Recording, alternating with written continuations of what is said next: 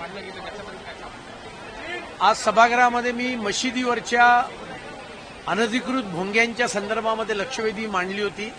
त्या लक्षवेधीला उत्तर देताना माननीय मुख्यमंत्र्यांनी यापुढे मशिदीवरचे भोंगे हे तातडीने उतरवले जातील अशा प्रकारच्या सूचना दिल्या.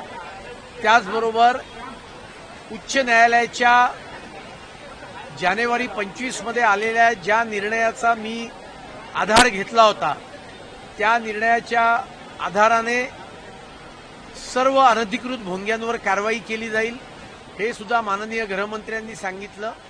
आणि लोक तक्रार करत असतात पण अनेक ठिकाणी भोंगे असतात, तर या संदर्भातले कुठलेही अनधिकृत भोंगे त्या ठिकाणी असतील तर ती काढण्याची जबाबदारी ही त्या ठिकाणच्या सिनियर पोलीस इन्स्पेक्टरवर असेल. अशा प्रकारचे आदेश गृह विभागाकडून निर्गमित केले जातील असं सुद्धा माननीय मुख्यमंत्र्यांनी आज सांगितलं. सरसकट भोंगे जे अनधिकृत आहेत ते काढले जातील.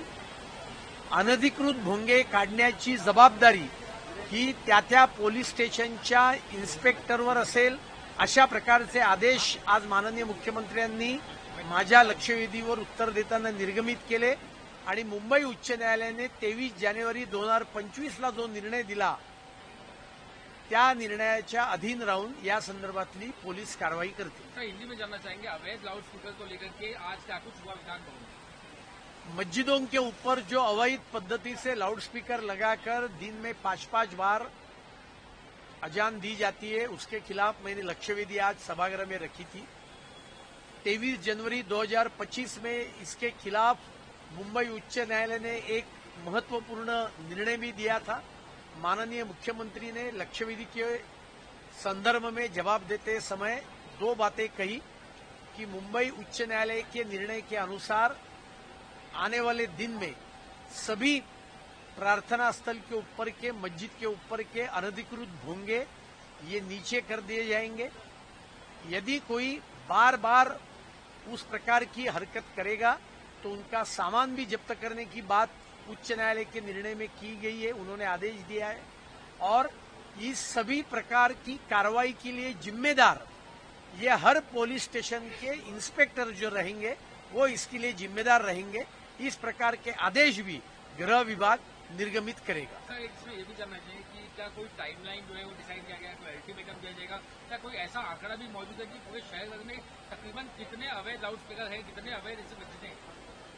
देखो, जो मैंने जानकारी हासिल की थी लगभग सभी मस्जिदों के ऊपर इस प्रकार के लाउड स्पीकर है. बहुत सारी कंप्लेंट हमारे पास हमेशा आती रहती है और इसके लिए मैंने ये लक्ष्यवेधी रखी थी. आज सरकार ने ये जवाब दिया है कि इसकी जिम्मेदारी इंस्पेक्टर के ऊपर रहेगी और आने वाले एक सप्ताह में इसके बारे में जो सूचना है वो निर्गमित की जाएगी. एक प्रश्न आहे, हलाल मल्हार घटकाने सध्या राजकारण तापलेलं पाहायला मिळते. राज्य सरकार हिंदू मुस्लिम भांडण लावत असल्याचा आरोप जो आहे जितेंद्र आव्हाड यांनी केला. नाही, जितेंद्र आव्हाडांना म्हणावं की तुम्ही आधी हलालच्या विषयी बोला. हलालचा उपयोग करून अनधिकृत गोष्टींवर बाबतीत सुद्धा हलाल त्या ठिकाणी चिकटवलं जातं आणि हीच गोष्ट बेकायदेशीर आहे. आणि त्याच्यामुळे कोणी जर का मल्हार नावाचा ब्रँड काढला असेल तर कायद्याने त्याला कोणी विरोध करू शकत नाही.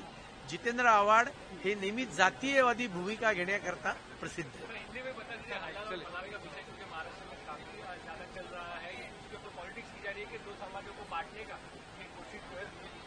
देखो, जितेंद्र आव्हाड हमेशा दो समाज को बांटने का, मुस्लिम अपीजमेंट करने का हमेशा प्रयास करते आए हैं और इसके लिए उनको यदि लगता है कि हम कुछ गलत कर रहे हैं तो वो उच्च न्यायालय में जरूर जाइए. लेकिन दो समाज में तेढ़ निर्माण करना ये तो जितेंद्र आव्हाड और शरद पवार के पार्टी का सबसे बड़ा वैशिष्ट्य है. लोकशाही मराठी ऐका, पहा, जागरूक रहा.